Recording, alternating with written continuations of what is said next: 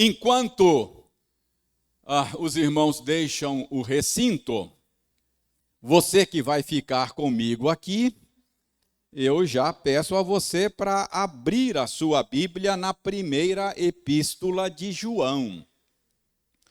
Porque a primeira epístola de João tem sido o nosso objeto de estudos nesses dias. Primeira epístola de João.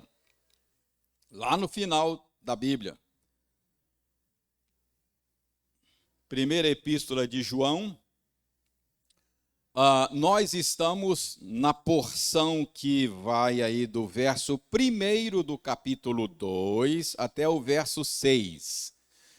Já tem 2 semanas que nós estamos sem estudar a primeira de João, não é? Numa semana aí, domingo atrasado, o pastor Fabrício estava conosco, então ele deu um estudo avulso. Semana passada, o pastor Felipe estava conosco e ele falou sobre música. Então, agora voltamos à nossa rota normal, que é 1 de João, capítulo 2, verso de 1 a 6. Eu vou ler, você vai acompanhar silenciosamente. E eu peço a você que mantenha a sua Bíblia aberta aí, porque assim você pode acompanhar olhando na sua Bíblia a nossa explicação. Então diz o seguinte, 1 de João 2, de 1 a 6. Filhinhos meus, estas coisas vos escrevo para que não pequeis.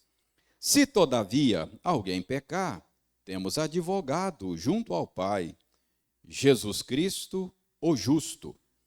E ele é a propiciação pelos nossos pecados, e não somente pelos nossos próprios, mas ainda pelos do mundo inteiro.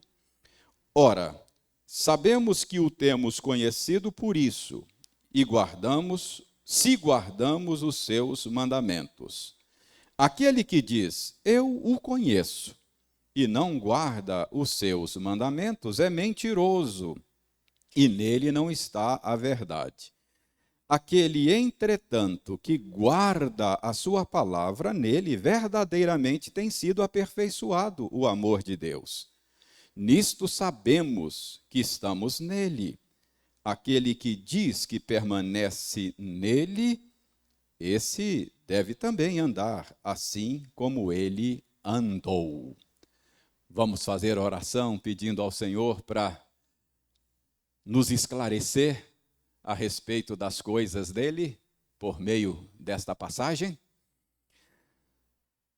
Senhor, nós carecemos de iluminação, dá-nos luz, a fim de que possamos enxergar claramente aquilo que o Senhor deseja que nós enxerguemos. Convença o nosso coração, pela operação do teu Espírito, de que a Bíblia é a verdade e que nós, humildemente, nos curvemos diante daquilo que a Bíblia nos diz, que possamos abraçar, receber, acolher com mansidão o ensino da tua palavra. Nós oramos em nome de Jesus. Amém. Irmãos, antes de olhar para a árvore, vamos olhar para a floresta? Ou seja, antes de focalizarmos o texto específico que queremos focalizar, vamos olhar para o livro todo, a primeira epístola de João, para você se localizar, não é? Depois a gente dá um zoom assim e focaliza o texto que estamos focalizando. Você já sabe que João escreveu esta carta para que os seus leitores pudessem aprender a julgar, a discernir a verdadeira fé e a verdadeira experiência religiosa, não é? Não apenas qual é a verdadeira fé, e julgar também a autenticidade de uma experiência religiosa. Você percebe isso claramente aí, não é? No texto que lemos. Veja, por exemplo, aí no texto que lemos agora, ele diz aqui, verso 3. Ora, sabemos que o temos conhecido por isso, se guardamos os seus mandamentos. O que João está fazendo aqui? Ajudando você a julgar a sua experiência religiosa. Como é que eu sei que eu conheço a Deus de verdade? Como é que eu sei que a minha experiência religiosa é autêntica? Aí João diz, nós sabemos desta maneira. Percebe? Então, esse é o propósito de João. Ajudar você a julgar a fé verdadeira, para você não embarcar em canoa furada, e ajudar você a julgar a sua própria experiência religiosa. Esse é o propósito de toda essa epístola. Você já sabe também que quando João está preocupado em ajudar os seus leitores a julgar a verdadeira fé, ele tem em mente um falso ensino que estava sendo disseminado na sua época, que hoje a gente chama de gnosticismo. Obviamente, era um gnosticismo incipiente, porque o gnosticismo, já encorpado, só floresceu um pouco mais tarde. Mas nos dias de João, já havia um gnosticismo incipiente. E vocês já sabem que o gnosticismo é uma influência grega, uma influência da filosofia grega que os cristãos daquela época abraçaram. E isso prejudicou muito o entendimento dos cristãos. Por exemplo, os gregos tinham uma visão dualista do mundo e eles achavam que, com base no pensamento de Platão, eles achavam que tudo que é material é em si mesmo mal. E tudo que é imaterial é bom. É que Platão entendia que o mundo perceptível aos sentidos, aquilo que é palpável, que é material, é apenas uma expressão imperfeita do mundo ideal. Tem o mundo das ideias, um mundo imaterial, e esse mundo perceptível é uma expressão imperfeita. Então, tudo que é material é imperfeito. Tendo abraçado essa premissa, os cristãos, por exemplo, começaram a duvidar da encarnação de Jesus. Não, como pode? Jesus não tinha um corpo material igual ao nosso. Ele é um espírito puro. Como pode um espírito puro se unir à matéria? Qual era o pressuposto? A matéria é ruim. Então, o meu Redentor, o meu Salvador, não pode ter assumido um corpo igual ao meu. Você vai ver que, a certa altura nessa carta, João fala assim: o espírito que nega que Jesus veio em carne é o espírito do anticristo.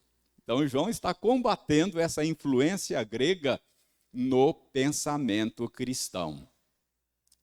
Então, João está combatendo aqui o gnosticismo. E eu disse a vocês que o gnosticismo teve teve um duplo desdobramento no cristianismo dos primeiros séculos.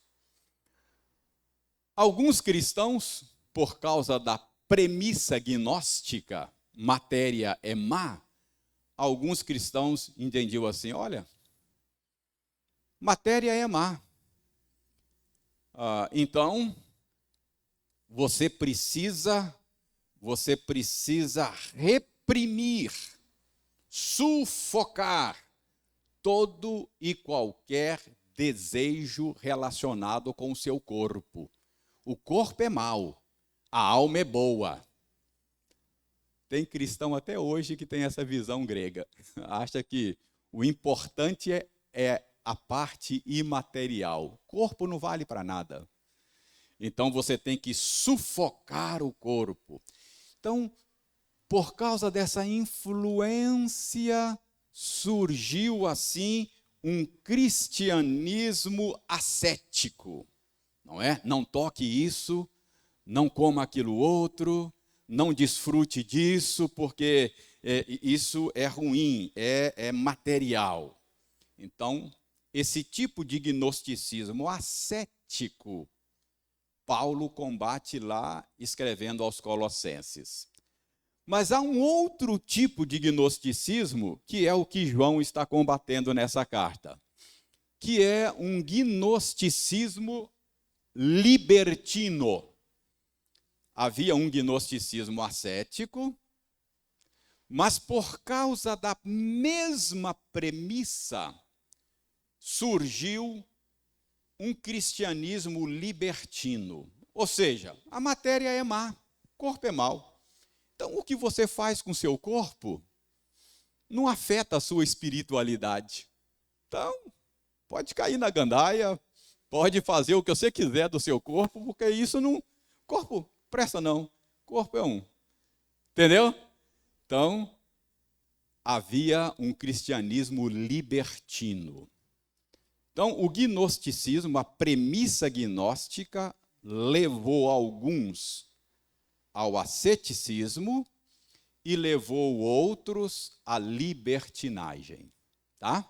Então, que tipo de cristianismo João está combatendo aqui? O cristianismo libertino. Com isso em mente, agora vamos dar um zoom. Não é? Vamos dar um zoom. Primeira epístola de João, capítulo 2. Nós já estudamos o verso 1. A última aula nossa, nós ficamos o tempo todo analisando o verso 1. Hoje nós vamos analisar o verso 2, tá bom?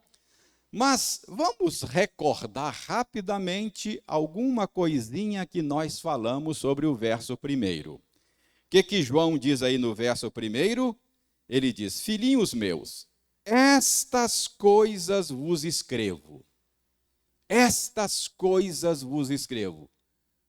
O que são estas coisas? O que João tem em mente quando ele diz estas coisas? Essa expressão, estas coisas, João está usando para se referir a quê? Duas possibilidades. Uma possibilidade é que estas coisas, João está se referindo às coisas que ele disse no contexto imediatamente anterior, final do capítulo 1. Então pode ser que são estas coisas no final do capítulo 1. E o que João diz no final do capítulo 1? Que coisas ele diz aí? Olha na sua Bíblia. Ele diz no final do capítulo 1 que se alguém disser que não tem pecado, é mentiroso. Então, todo mundo peca. É isso que João está dizendo no final do capítulo 1. Então, uma possibilidade é que João esteja dizendo, olha, estas coisas que eu disse no final do capítulo 1, eu disse para que vocês não pequem. O que João está querendo evitar? Um mal-entendido. Porque os leitores de João poderiam ler o final do capítulo 1, dizer aí, João disse que pecado é inevitável. Se alguém disser que não tem pecado, é mentiroso. Então, pode relaxar. Não tem jeito.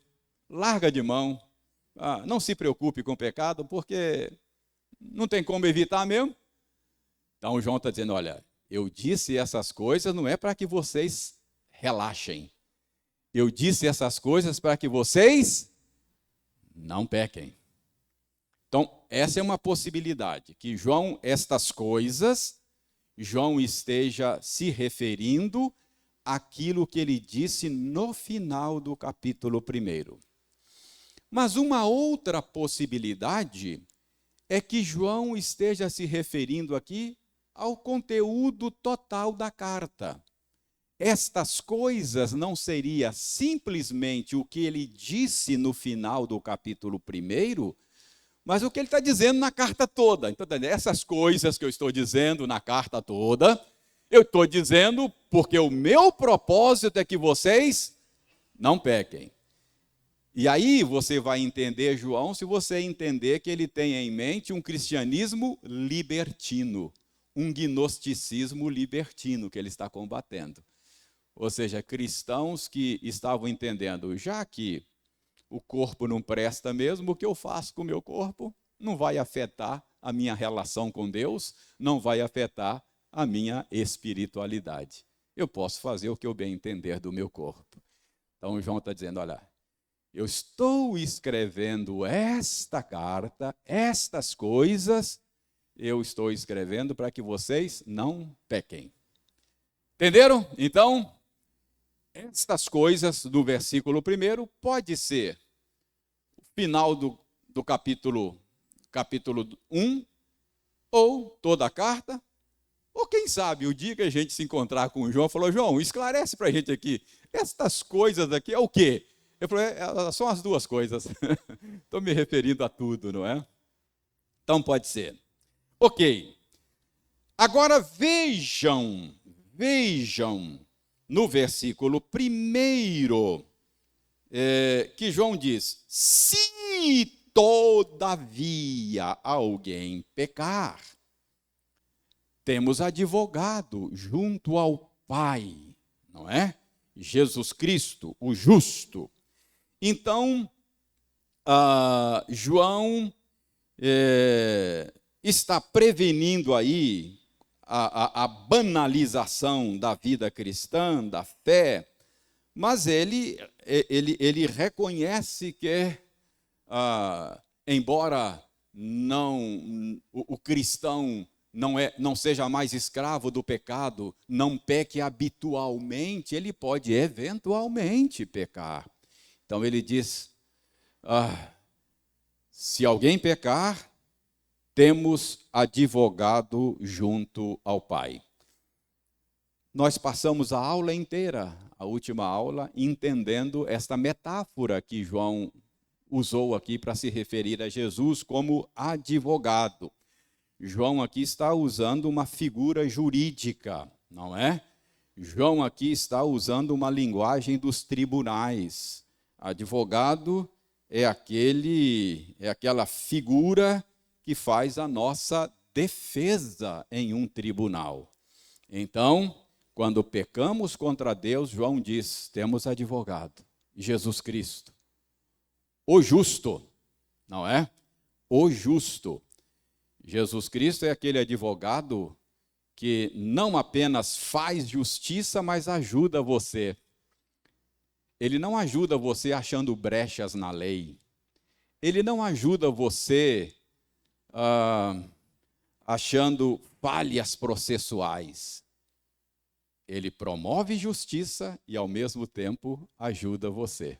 Ele é o advogado, o justo, não é? Então, analisamos tudo isso naquela aula. Agora chegamos ao verso 2. João continua. Jesus não é apenas o seu advogado justo. Ele diz no verso 2, ele é também a propiciação pelos nossos pecados. Então, no verso 2, João muda a linguagem. No verso 1, a linguagem é jurídica. No verso 2, a linguagem de João agora é uma linguagem litúrgica, é uma linguagem cerimonial. No verso 1, João está no tribunal e ele diz: Jesus é o nosso advogado. Mas no verso 2 ele sai do tribunal e vai para o templo. Agora ele está usando uma linguagem religiosa, não uma linguagem jurídica. Propiciação é um conceito litúrgico. Propiciação é um conceito da liturgia do culto do Antigo Testamento.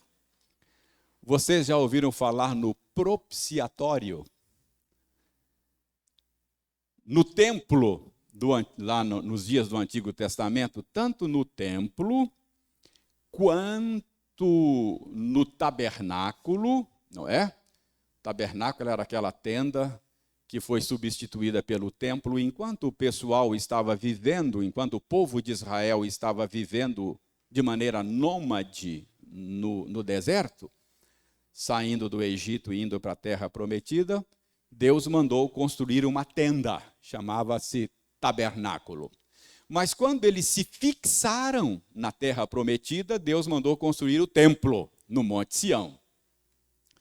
Então, tanto no tabernáculo quanto no templo, por orientação de Deus, havia a chamada Arca da Aliança. A Arca da Aliança era parte da mobília do templo.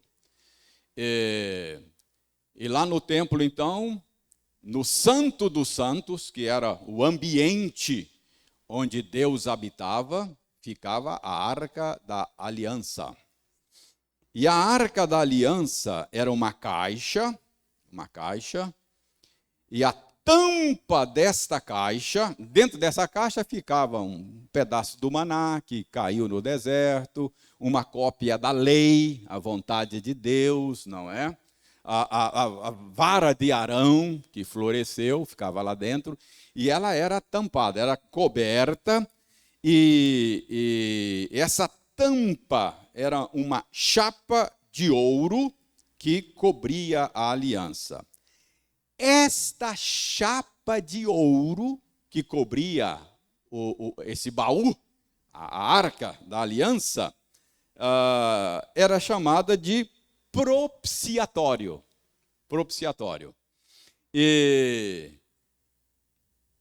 E parte da liturgia, parte do ritual, do culto daqueles dias, era o derramamento do sangue do sacrifício sobre aquela tampa. Então o sacerdote sacrificava um animal pelo pecado do povo, não é? Um substituto morria no lugar do povo e depois ele derramava o sangue sobre aquela tampa, não é? Sobre o propiciatório. Então, a ideia era de que aquela tampa cobria a lei, a cópia da lei de Deus que ali ficava. A lei de Deus nos condena, não é? Porque nós somos quebradores da lei. Então a lei nos condena. Mas aí a lei era coberta por essa tampa de ouro e coberta pelo sangue do cordeiro sacrificado. Então, a ideia era a ideia de cobertura do pecado. Cobertura. Essa necessidade de cobrir o pecado vem desde o início. Lembra dos primeiros seres humanos quando pecaram? E eles perceberam que estavam nus. E eles sentiram vergonha, e eles fugiram do Criador, e eles fizeram roupas de folha de figueira para se cobrir. Então nós precisamos de ser cobertos, não é? A gente tem medo dessa exposição, dessa feiura, dessa abertura do nosso ser. Ali não é uma cobertura apenas física. Todos nós temos medo de nos mostrar, né? A gente sempre se relaciona assim com... A gente não é muito transparente, a gente é opaco, não é? Então, essa ideia de cobrir o pecado. E nós estamos diante daquele que tudo vê. Nós estamos nus diante dele. Nós estamos patentes. Latentes, né? Latentes diante dele. Tudo está claro diante dele. Ele tem um olhar penetrante. Não tem como fugir dele, não tem como se esconder dele, não é? Então, veja bem, esse encontro, por isso é que Adão e Eva fugiram de Deus. Esse encontro com Deus é aterrador para nós. É por isso que sempre que alguém na narrativa bíblica se vê diante de Deus, ele fica com sentimento de terror, de medo. Esse é um encontro aterrador. Lembra de Isaías? Capítulo 6. Ele viu o Senhor assentado no alto e sublime trono. Ele viu ao Senhor. Conclusão, se eu vi, ele está me vendo. E ele diz, estou perdido. Sou homem de lábios impuros. Habito no meio do povo de impuros lábios. Pronto. Fui descoberto. Não é? Fui descoberto. Essa é a sensação de medo, de pavor exatamente por causa disso. Então a gente tem uma necessidade de ter o pecado coberto. Lembra como é que Davi fala no Salmo 32? Bem-aventurado é o homem cujo pecado é coberto. Bem-aventurado é o homem a quem Deus não atribui iniquidade. Então, feliz é aquele cujo pecado é coberto. Então, essa é a ideia daquele ritual na liturgia do culto do Antigo Testamento. É a necessidade de cobertura do pecado. A ideia é, eu cubro, aí Deus não vê o meu pecado. No sentido de que, lembra Abacuque? Abacuque diz, Senhor, tu és tão puro de olhos que não pode ver o mal. Deus é tão santo, tão puro de olhos, tão avesso ao pecado, tão indisposto contra o pecado, que ele não pode ver o mal e ficar indiferente. O pecado provoca em Deus uma reação de ira, de indignação. Deus é luz e não há nele treva alguma. Há no ser de Deus uma indisposição, uma ojeriza. Deus é contrário ao mal. Deus é o bem absoluto. Absoluto. Então, não há nenhuma possibilidade de negócio, de comunhão entre luz e trevas. Se aqui tiver trevas, você acende uma luz, treva dissipa. Treva e luz não podem coexistir. Não tem jeito. Entendeu? O que isso significa? a impossibilidade de comunhão nossa com Deus. Ele é santo, eu sou pecador, qual a chance da gente andar junto? Nenhuma. Não tem chance. Percebe?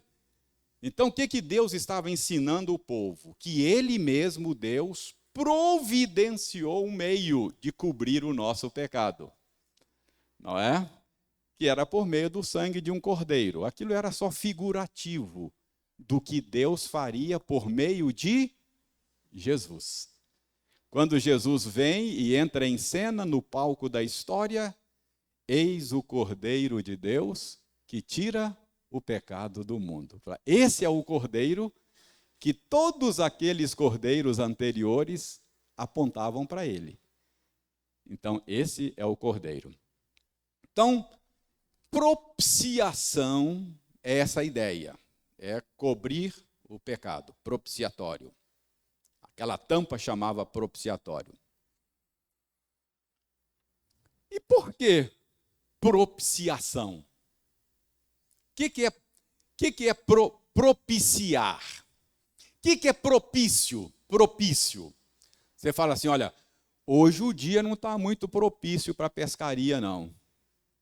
Aí, compadre, vamos pescar? Fala, cara, hoje não está muito propício, não, cara. Vai chover. Não é assim? O que é propício? Favorável. Propício é favorável. Olha, isso não é muito propício, não é muito favorável, não é? Então, o que é propiciar? Tornar propício. Deus é contra o pecado. Ele não é favor do pecado. Ele não é propício. Então, Deus era contra nós. Deus era nosso inimigo. Uma inimizade santa, mas uma inimizade. Então, algo precisava ser feito para tornar Deus propício, para tornar Deus favorável. Deus era contra nós. Então, algo precisava ser feito para que Deus se tornasse a favor de nós. Se Deus é por nós, Ele se tornou propício, favorável. Ele era contrário. É por isso que Adão fugia do Senhor. É por isso que Isaías falou, estou perdido. Deus é contra o pecado, eu sou pecador, agora nós nos encontramos, sujou. Não é? Tem que fugir. Então, eu preciso de algo que torne Deus propício, favorável. Então, Jesus Cristo é a propiciação. Por meio do que Jesus fez, Deus se tornou propício. Deus se tornou favorável. Entende? E isso possibilita a comunhão entre Deus e nós. Antes, a comunhão era impossível. Treva e luz não coexistem. Não tem jeito. A Bíblia usa, às vezes, a linguagem contábil, né? Diz que Jesus rasgou o escrito de dívida que era contra nós e que nos era prejudicial. Paulo escrevendo aos Colossenses. Um escrito de dívida se interpõe entre o credor e o devedor, não é? A gente foge do credor, né? Nem passa nem na rua dele. Se eu estou devendo, eu quero passar lá na outra rua, não quero encontrar com ele, não. Então, o relacionamento tem um obstáculo. A Bíblia diz que os nossos pecados fazem separação entre Deus e nós. Então, o que Jesus fez lá na cruz do Calvário, ao derramar o seu sangue, foi propiciação. Então, esta parte da liturgia do Antigo Testamento que João está lembrando aqui é exatamente propiciação. Cobrir o pecado, fazer propiciação, tornar Deus favorável, não é? Estas são as ideias nesse conceito de propiciação. E agora você pode juntar os dois conceitos. O conceito jurídico, Jesus é um advogado, que ele livra você, mas ele é o justo. Ele não livra você por meio de brechas na lei. Ele não livra você por meio de falhas processuais. Ele livra você fazendo justiça. Não é? Pagando a conta, recebendo a pena no seu lugar. Por isso é que Paulo diz que Jesus é ao mesmo tempo justo e justificador daqueles que têm fé. Deus se tornou justo e justificador daqueles que têm fé em Jesus. Deus justificou você sem transigir com a justiça. Nos tribunais humanos, às vezes o advogado quer achar brecha na lei, não está muito preocupado em fazer justiça, ele está preocupado em livrar o seu cliente. E se ele achar uma brecha na lei, se ele achar uma falha processual, ele pega ali e vai embora. Ele não está preocupado em fazer justiça, mas o tribunal de Deus é justo, reto. Então, ele justifica sem deixar de ser justo. Ele é justo e justificador ao mesmo tempo. Não é? Então, ele é o seu justificador, mas ele faz justiça. Ou seja, as exigências da lei foram satisfeitas. A alma que pecar, pecado requer pena de morte. E foi a pena que Jesus pagou.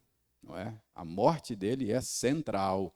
Por isso que a cruz é o símbolo do cristianismo, o mais belo símbolo do cristianismo. A cruz era um instrumento de execução de malfeitores naquela época. Era como a câmara de gás, cadeira elétrica nos nossos dias, não é? Oi?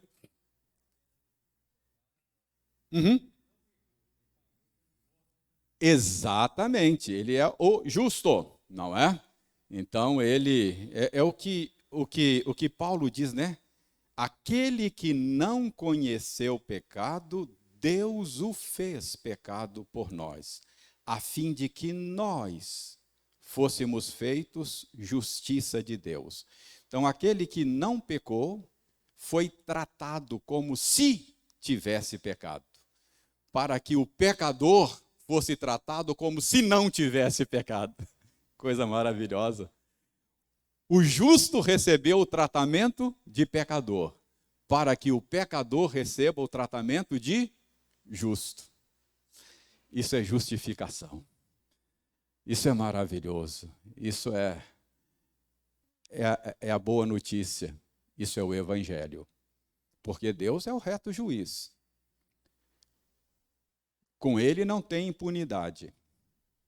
Ou paga na cruz, em Cristo, ou paga no inferno. Vai pagar. Vai pagar. Não fica devendo. Ele vai acertar as contas com todos os seres humanos. Então, preste bem atenção. O nosso ponto é entender o que é propiciação. Então, olha aí. E ele é a propiciação pelos nossos pecados. Entendeu? Ele não é apenas o advogado. Ele é também a propiciação. Ou seja, ele é o advogado justo que faz justiça. Ele livra você, mas ao mesmo tempo faz justiça. Entenderam o que é propiciação? Está claro aí agora? Mas o verso 2 diz mais. Diz aí que ele é a propiciação pelos nossos pecados, e aí diz mais. Não somente pelos nossos, mas pelos do mundo inteiro. Eita, aqui uma questão muito importante é levantada, que é a questão da extensão da expiação.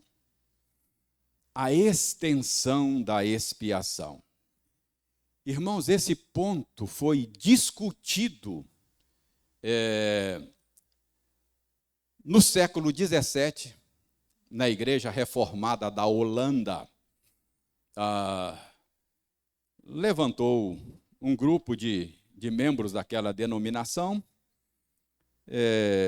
que, dentre outras coisas, tinha um entendimento da obra salvadora de Jesus, que eles chamaram de expiação ilimitada. E até então a Igreja da Holanda, e continua assim, acreditava numa expiação, a natureza, a extensão da obra de Jesus, numa expiação que era chamada e é chamada até hoje de limitada. E houve um concílio de Dort, a cidade holandesa, que tratou desse assunto. E, dentre outras coisas, o concílio de Dort entendeu, afirmou que o ensino bíblico a respeito da extensão da expiação de Jesus, ele é limitado e não ilimitado. Você já ouviu falar em expiação limitada? Quem conhece esse termo? Tá, aqui. Ok. Então, parece que a grande maioria não está familiarizado com o termo. A questão em pauta é, por quem Jesus morreu? Jesus morreu por todos os seres humanos ou Jesus morreu por alguns seres humanos? Esse é o ponto da discussão, não é? Então, aqueles que eram adeptos da chamada expiação ilimitada, eles entendiam que Jesus morreu por todas as pessoas, sem exceção. Por todas as pessoas. Mas a Igreja da Holanda entendeu que esse ensino não tinha base na Escritura. E assim que nós cremos, nós presbiterianos, viu? Se você é presbiteriano, você está no meio de um povo que crê e entende a expiação limitada. O que é isso? Jesus não morreu por todas as pessoas, sem exceção. Por favor, antes de acender a fogueira e me mandar para a fogueira como herege, me dê pelo menos tempo para explicar. Em primeiro lugar, o termo limitada pode ser mal compreendido. Porque ele pode ser entendido como uma limitação no poder ou no valor da obra de Jesus Cristo. Então, limitada aqui não é que o poder da obra de Jesus seja limitado, não é que o valor daquilo que ele fez seja limitado. Uma maneira de resolver isso alguns dizem, a obra de Jesus, o que Jesus fez foi suficiente para salvar toda a humanidade, mas foi eficiente somente para os eleitos de Deus. O ponto é, limitado não é limitar o poder ou o valor do que Cristo fez. Se Deus tivesse a intenção de redimir todos os seres humanos, sem exceção, nada além do que Jesus fez precisaria ser feito. O que ele fez é suficiente para salvar toda a humanidade. Mas, quando eu digo limitada, eu estou dizendo, a intenção de Deus e a intenção de Jesus era salvar os eleitos de Deus. Limitada nesse sentido. O termo limitada ficou. E hoje não tem jeito mais de a gente mudar. Mas alguns estudiosos acham o seguinte: em vez de falar expiação limitada, é melhor falar expiação definida. Ou seja, Jesus morreu por um número definido de pessoas. Entende? Ele morreu pelos eleitos de Deus. Ele realizou uma obra em favor de um grupo definido de pessoas. Então, melhor seria falar de expiação definida e não de expiação limitada. Mas a pergunta é: a Bíblia ensina a expiação definida ou indefinida? A Bíblia ensina a expiação limitada ou ilimitada? Nós, presbiterianos, estamos convencidos de que o ensino da Bíblia é expiação definida, é expiação limitada. Vamos ver algumas passagens? Abra sua Bíblia em Mateus. Mateus capítulo 1. Mateus capítulo 1. Verso 21. Mateus 1, verso 21. Lembra o anjo falando para José em sonho sobre o menino que ia nascer? Maria estava grávida e o anjo falou assim: ela dará à luz um filho e lhe porás o nome de Jesus, porque ele salvará o seu povo dos pecados dele. O nome Jesus quer dizer Deus é salvação. Então esse nome aponta para a missão do menino. Qual é a missão do menino? Salvar quem? O seu povo. É definido. Não é um povo qualquer, é o seu povo.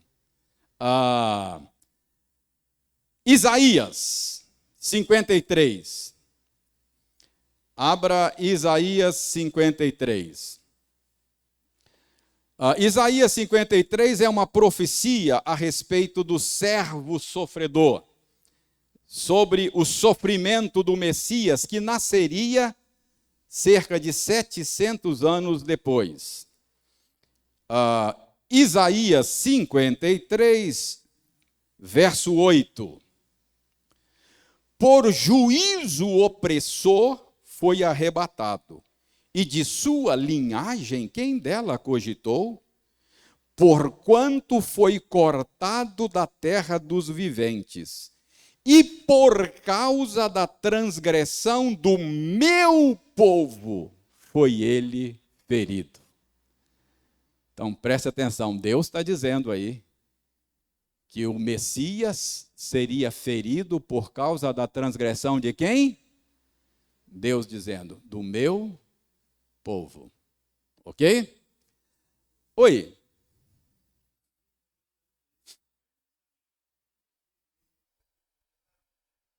Não, já li o Novo Testamento. Mateus 1, 21.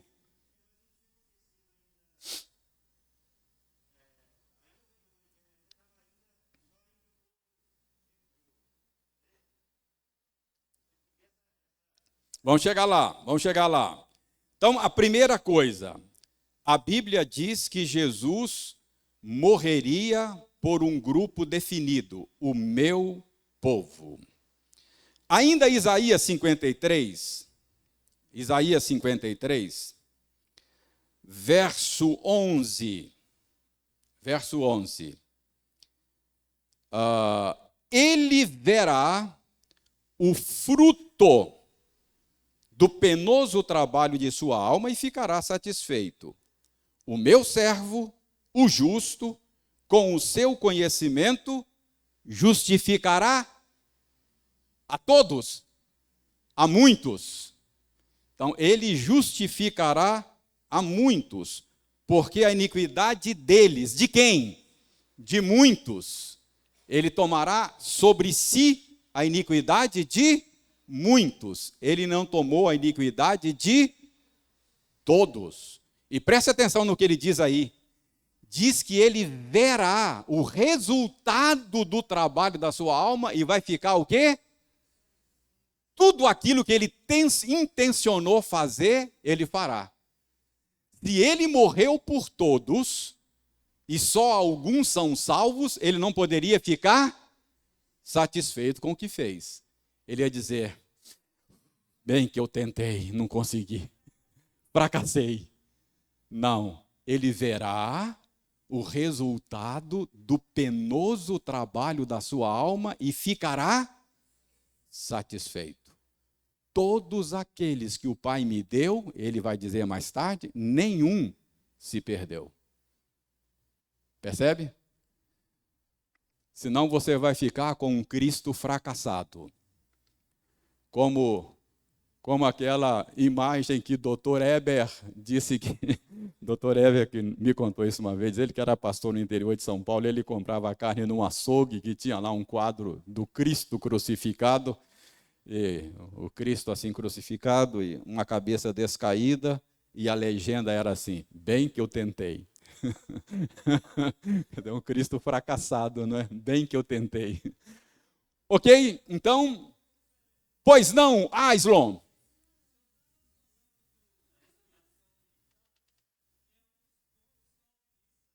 Sim, é um dos 5 pontos, mas é o que nos interessa hoje, é só esse, por isso que eu estou focalizando só esse. Mas é isso mesmo, é isso mesmo.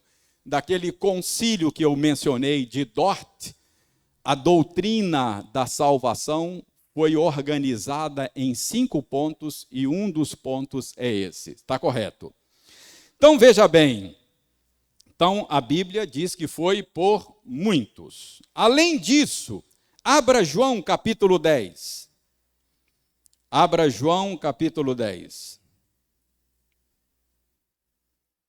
E veja o que o Senhor Jesus diz. Agora é Novo Testamento, Adriano. João 10, verso 14. Eu sou o bom pastor, disse Jesus.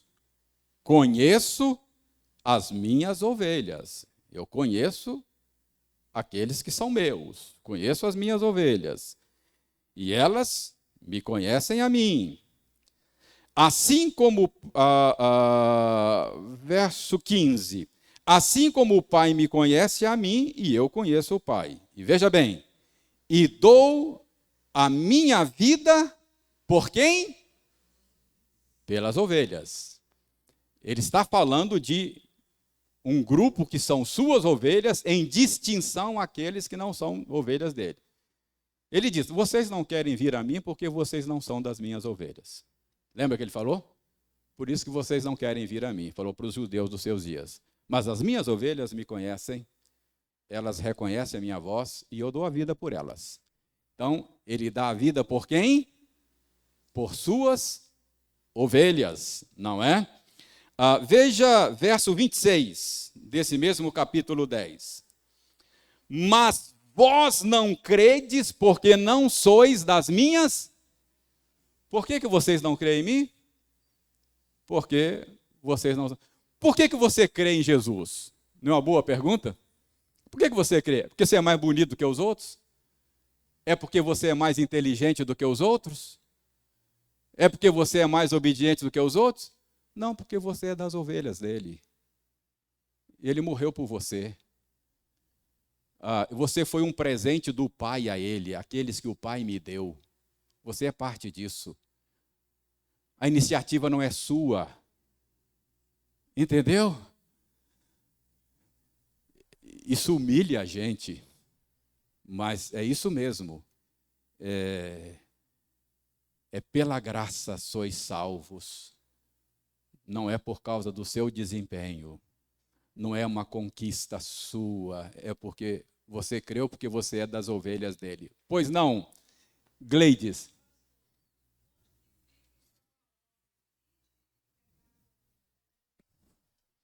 Exatamente. Não há nenhuma incompatibilidade entre as duas coisas. Eu não sei quais são as ovelhas do Senhor. Deus poderia chamar as suas ovelhas num piscar de olhos. Ele poderia mandar uma legião de anjos e recolher em cada geração as suas ovelhas. Aprove a Deus salvar as suas ovelhas pela loucura da pregação. Então, eu prego a todas as pessoas, mas só virão a Cristo aqueles que forem ovelhas de Jesus. Os que não são ovelhas de Jesus rejeitarão a Cristo. Não há incompatibilidade entre a expiação limitada e a necessidade de pregar o Evangelho. Abra sua Bíblia em Atos. Eu vou lhe mostrar isso. Atos.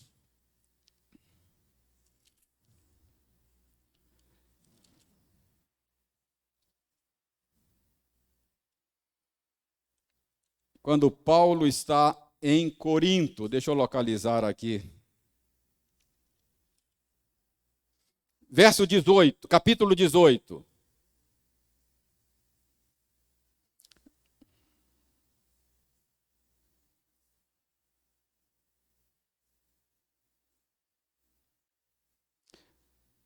Verso 9. Verso 9. O que é que diz aí, Cleides? Lê para nós em alto e bom som, depois eu leio aqui para os que estão em casa. 18, 9.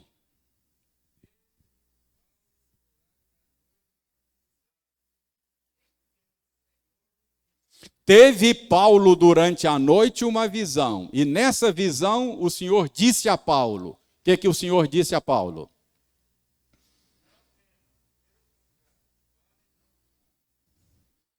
Continua lendo.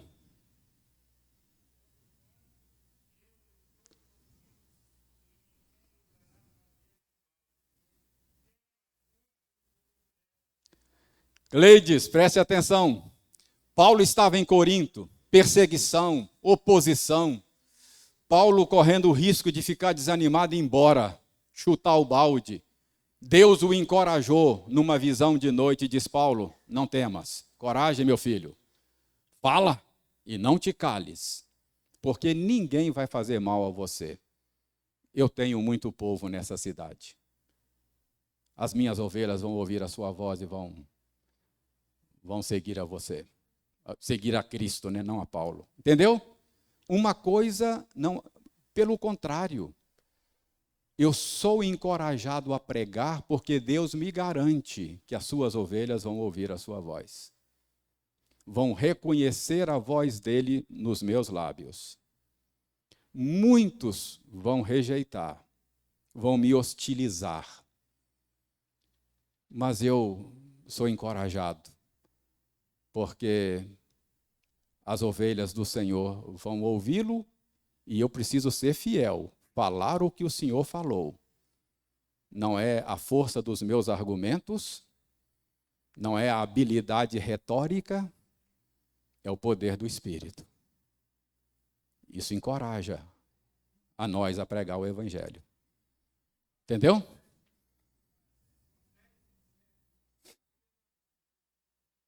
Oi?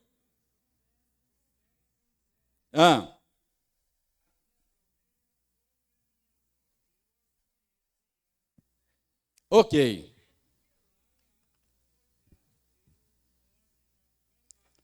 Exatamente. Então, veja bem, o que eu estou fazendo agora?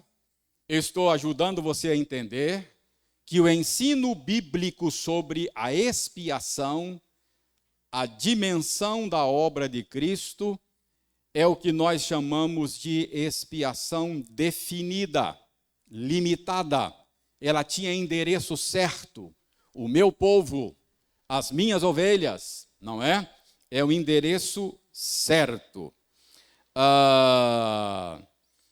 Deixe-me mostrar ainda a vocês Efésios capítulo 5.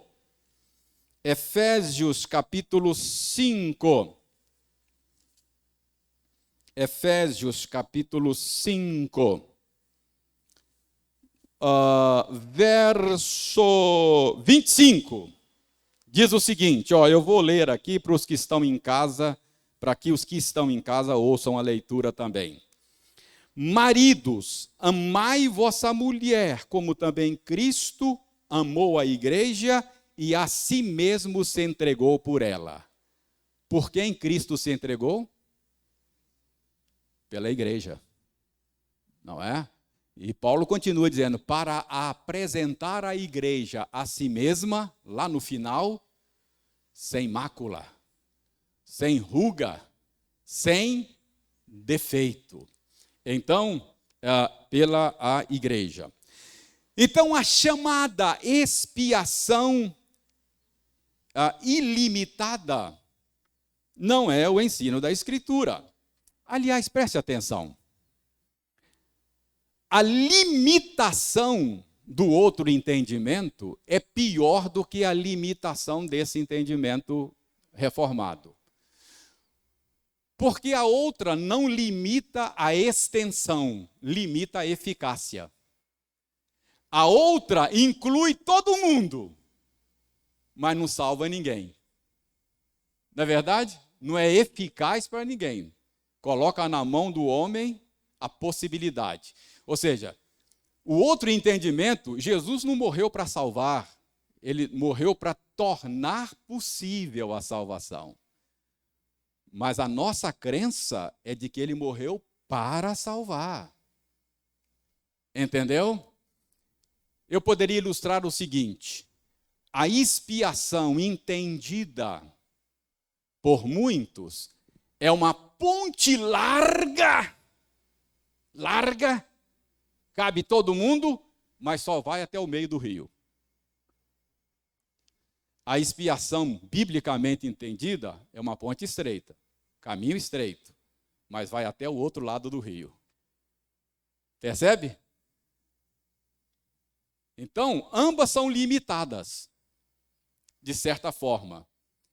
Mas eu, pessoalmente, acho que o nosso entendimento, por ser bíblico, não há limitação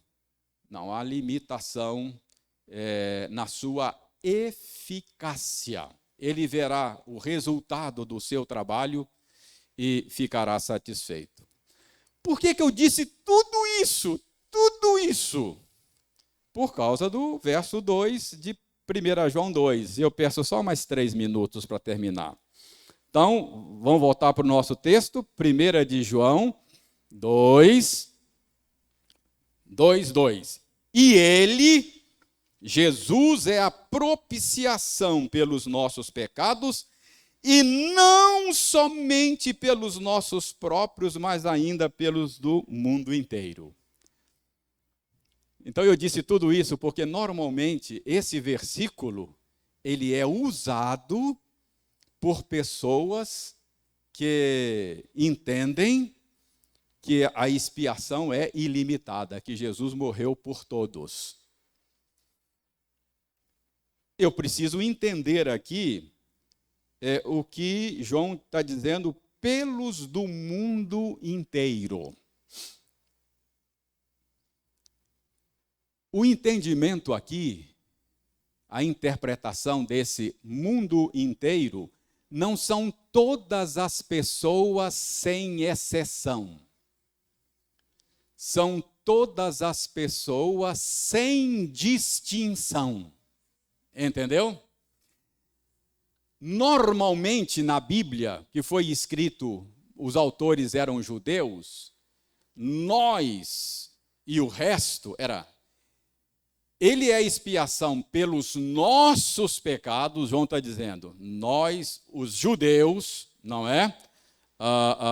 Veja bem, preste bem atenção. para os nossos pecados, nós que somos, João era judeu, nós os judeus, mas não apenas pela nação de Israel, mas do mundo inteiro.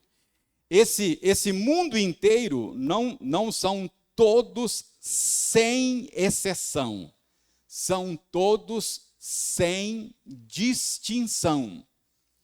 Porque preste bem atenção, é uma questão de lógica bíblica. Paulo diz: agora, pois, já nenhuma condenação há para os que estão em Cristo Jesus. Paulo diz: quem condenará os eleitos de Deus? É uma pergunta retórica. Está vendo? Ninguém pode condenar os eleitos de Deus. Por que não pode? Cristo Jesus, quem morreu por eles. Ou antes, quem ressuscitou. Então, por que é que os eleitos de Deus não podem ser condenados? Porque Cristo morreu por eles. Entendeu? Uma condenação daqueles por quem Cristo morreu seria uma condenação injusta. Por isso é que João diz: se confessarmos os nossos pecados, Ele é fiel e justo para nos perdoar. O perdão concedido a mim, que estou em Cristo, é uma questão de justiça. Se Deus me condenar, Ele está cobrando uma dívida que já foi paga, e Deus não comete injustiça. Então, se Cristo morreu por todos, segue que os que se perdem estão sendo perdidos injustamente. Deus está condenando duas vezes a mesma pessoa. Você só não vai para o inferno porque você já foi condenado. Você já morreu em Cristo Jesus. Não há mais condenação. Entendeu? Então, a gente não pode diminuir a eficácia, o valor, a importância da obra de Jesus e a sua segurança nele. Ninguém pode condenar você. Abrace isso, irmão. Lembre disso quando você for tomado pelo sentimento de culpa, de fraqueza. Você pode dizer: eu sou culpado mesmo, eu sou fraco mesmo. Mas a minha dívida já foi paga. Que alívio, que libertação, não é? A gente fica remoendo com o sentimento de culpa, tem que se libertar disso por causa do que Cristo fez. Ninguém pode me condenar. Para que eu vou ficar me condenando agora? Nem Deus me condena mais. Que alívio! Que coisa boa, entende? Então, vejam bem. Deixe-me mostrar que esse mundo, o mundo inteiro aqui, eu termino agora. Esse mundo inteiro é todo sem distinção e não todo sem exceção. Tito, vamos terminar com Tito. Abra Tito. Tito.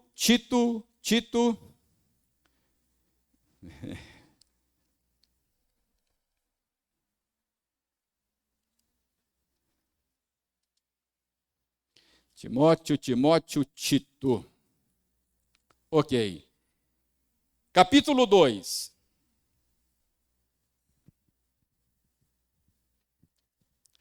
Verso 11. Esse é um outro texto usado também por aqueles que acham que a obra de Cristo é ilimitada naquele sentido. Tito 2,11. Porquanto a graça de Deus se manifestou salvadora a todos os homens. Está aí, está vendo? A graça de Deus se manifestou salvadora a todos os homens. Será que Paulo está falando a todos sem exceção? Não é isso. O contexto mostra que Paulo está falando de todos sem distinção. Olha o início do capítulo 2. Paulo está escrevendo para o pastor Tito, jovem pastor. Paulo está ensinando o jovem pastor Tito a pastorear. Então ele diz aí: tu, porém, verso 1, fala o que convém à sã doutrina. Ou seja, Tito, você ensina a boa doutrina. Ensina. Ensina a quem? Verso 2, ensina aos homens idosos. Verso 3, ensina as mulheres idosas. Para que elas ensinem as mulheres jovens recém-casadas. Verso 6, ensine aos moços. Verso 9, ensine aos servos, aos escravos, não é? Aí, ato contínuo, ele dá a razão pela qual o Tito tinha que ensinar todo tipo de gente. Porquanto a graça de Deus se manifestou salvadora a todos sem distinção, a todo tipo de gente. Ensina a todo tipo de gente, porque a graça de Deus se manifestou salvadora a todo tipo de gente. Jovem, velho, preto, branco, pobre, rico, é todo sem distinção e não todo sem exceção. Entendeu? É isso que Paulo está dizendo. Então, veja bem, estas coisas, diz João, eu escrevo para vocês, para quê? Para que vocês enfrentem o pecado, para que vocês não pequem. Vocês nasceram de novo e agora vocês estão habilitados, equipados a enfrentar o poder do pecado. Antes não estava, mas agora está. Deus habita em vocês. Agora, se alguém pecar, não arranque os cabelos, não se desespere, entristeça, mas entristeça sabendo que você tem um advogado. Jesus Cristo justo. E Ele é a propiciação.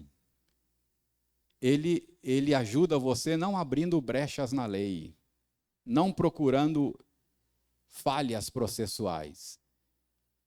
Ele é a propiciação, ele tornou Deus propício, ele pagou a pena, não é? No seu lugar. E não apenas no seu lugar, né? Não apenas no nosso caso, judeus, mas pelo do mundo inteiro, ou seja, pelos judeus e pelos não judeus. Ok? Deus seja louvado por essa obra que propicia Deus. Deus agora é favorável. Ou seja, você pode ir ao advogado, saber que o juiz vai lhe dar um veredito favorável. Ele se tornou propício. Ele está interessado em redimir você, tão interessado que ele mesmo providenciou um meio, enviou seu filho. Então, eu posso me achegar com ousadia, com coragem diante do tribunal de Deus, certo de que eu vou encontrar misericórdia, um juiz favorável. Isso. O Vinícius está lembrando aí que os editores da nossa Bíblia colocou um título, não é isso, Vinícius? Nessa seção de Tito, que dá a entender que os editores entendem como nós, da tradição reformada. Que ele está dizendo ali que o título é todo tipo de pessoa crente. É isso que está aí, né, Vinícius? Obrigado, Vinícius, por sua colaboração.